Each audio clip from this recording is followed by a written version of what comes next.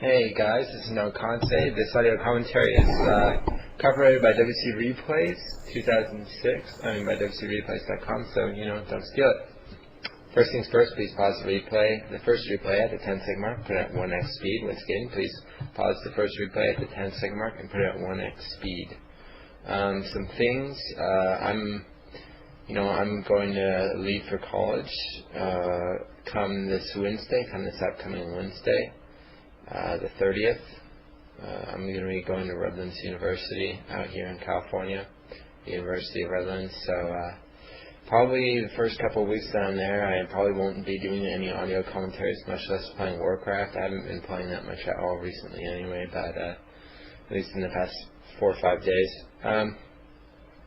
So yeah, I decided today I'm going to do an audio, and maybe I'll do another audio today, do 2 audios in a row, and maybe entertain you guys for while I'm gone.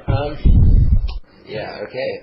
Let's get ready to unpause the replay in 5 seconds. 5, 4, 3, 2, 1, unpause.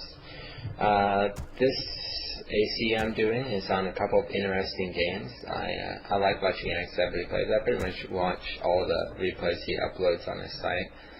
He's always entertaining for me to watch, and I often learn something when I watch him. So it's interesting to watch him. So the first game is him against Darius. I believe he told me I actually got a sweet opportunity to talk with Axslav before I did this audio commentary. I went through the replay with him, so he explained a lot of the stuff I wasn't sure about, and pretty much expanded on some things I already knew, and so a lot of the understanding of what he's doing and his mindset, it actually does come pretty much directly from him.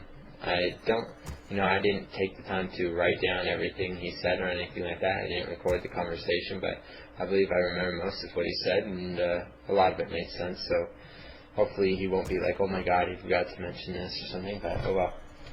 And the second game we'll be doing after this is Miou against Xyligan game, and I thought was pretty cool, pretty interesting. As you can see, Axslav is doing a neutral hero build. I'm going to kill the suspense and tell you that Axslav likes to go Panda first against Undead, which he'll be doing. He also likes Double War, which he'll also be doing this game.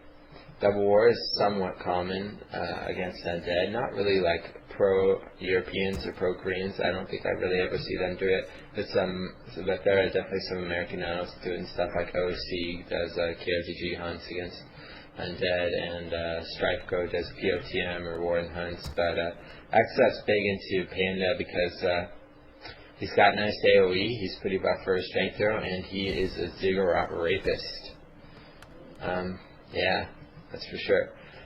He also starts with archers instead of going straight to Double War hunts like many people do, such as OC and StrifeGo, so he can creep his Panda, because Panda really starts getting buff when he gets level 3, and I imagine to help fend off early aggression, especially in a small map like this against, say, a Ghoul Rush or something similar.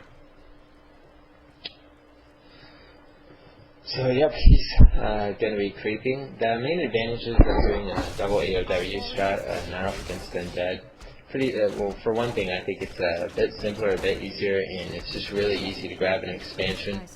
But it gives you a lot of early and mid-game power. It allows you to do something like grab an expansion and contain them, while you tech the tier 2 or other things of the sort. So it's pretty strong stuff. As you can see now, he's putting down his Hunter's Hall and second AOW. Darius is just sort of creeping along. Yeah, and now he's using his schools to creep. I was asking Axslav about whether or not he goes Drunken Haze or Drunken Brawler. Pretty much the simplest answer to break down what he said would be to go Haze against school users and Brawler against feed users, because due to feed size and their collision size, you really can't get that many with Drunken Haze. Whereas if they do ghouls, or he specifically said ghouls and guards, they're so compact. The ghouls and garbs are so packed together that it's really easy to hit them in Drunken Haze and just tear them apart like that. So that would be the easiest thing to do, I would say, is go Haze against Ghoul users and Brawler against Fiend users. Even if they end up switching to Fiends later, if they started with Ghouls, I don't think it's such a big deal. He's got level 2 now, and so now he's going to clear his expo and build his expo there. Obviously, on a lot of maps, you due to the size of the creeps or other things like that, you might instead start building your Tree of Life before you even clear the spot. Like in Terran the Stand, you start building it next to the mine, and then come back and creep it later, and then just walk over the expansion. I'm sure most of you not players are very familiar with that. It wouldn't be such a big problem if Darius tried to stop this with ghouls right now, because realistically with Breath of Fire, especially if he has Drunken Haze, he'll get the ghouls down low fast, and he's got Huntresses coming, and he does have his archers, so he'd be in pretty good shape. I don't think it'd be much of a problem. I don't know why Axslav hasn't started building his Tree of Life yet. I mean, he doesn't have money right now, but I would just cancel a hunt and do that. One interesting thing that Axslav told me, and I thought that this is this is a pretty wise move. He says when he expands, he often likes to, like while he's building his expansion, he likes to go and creep something dangerous, creep something big. Like, I don't know, I can't think of a good example of that, but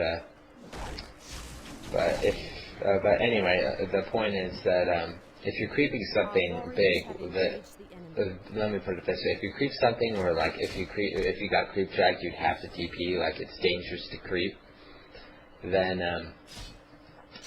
while you're expanding, if he creep jacks you, your expansion gets up. Even if you have to TP, your expansion gets up.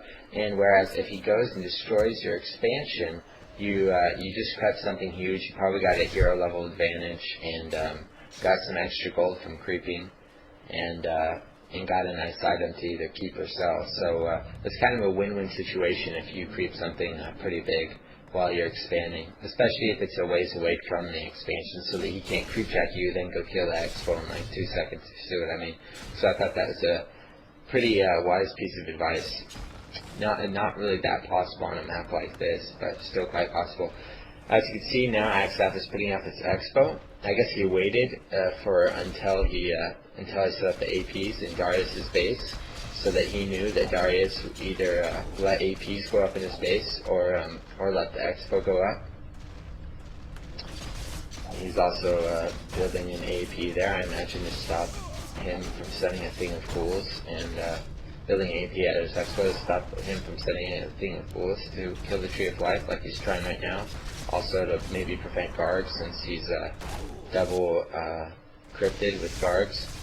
And see, Darius is trying to keep his APs from going up. Darius may be afraid that Axslav may try and siege him, and so Axslav is pretty much forcing him to fight here. And with, against Hunts and Panda, I mean, he's definitely losing ghouls, so he just lost a lot there. And Axslav is getting up in expo, so that was a pretty big loss for Darius right there. Well, Axslav didn't cancel that time, But yeah, this is the AP. I thought was a really good move, because this allows him to contain him, possibly force him to fight, and really makes it so that he can't just focus on